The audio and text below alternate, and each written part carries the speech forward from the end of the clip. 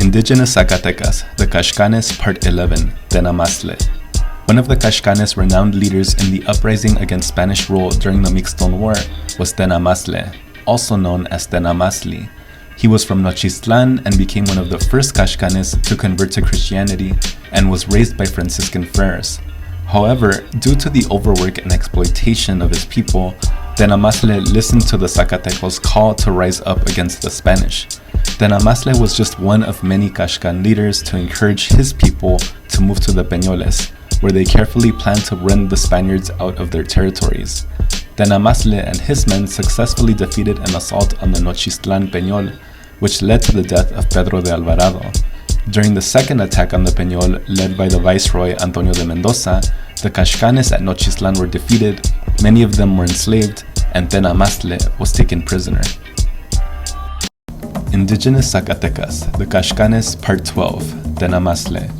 Mendoza's forces and his indigenous allies took Tenamaztle with them as they went on to conquer the Las Peñol, El Cerro del Mixton in 1541. When the Viceroy tried to negotiate the surrender of the Caxcanes from Mixton, they demanded to speak with Tenamaztle. The Viceroy agreed to send the imprisoned Caxcan leader, who was accompanied by 100 horsemen.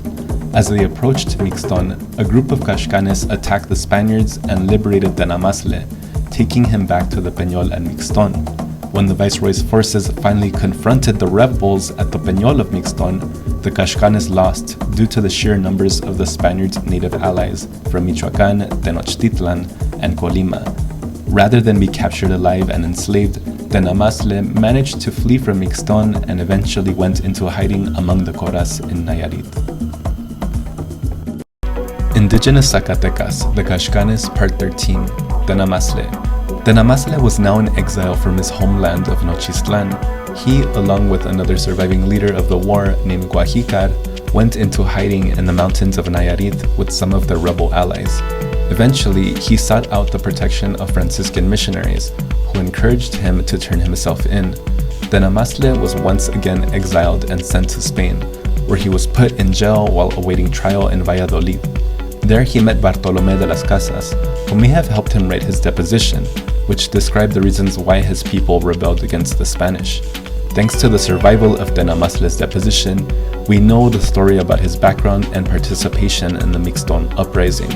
While it is unclear what became of Tenamaztle after his trial, it appears that he lived the rest of his life in Spain among Dominican monks.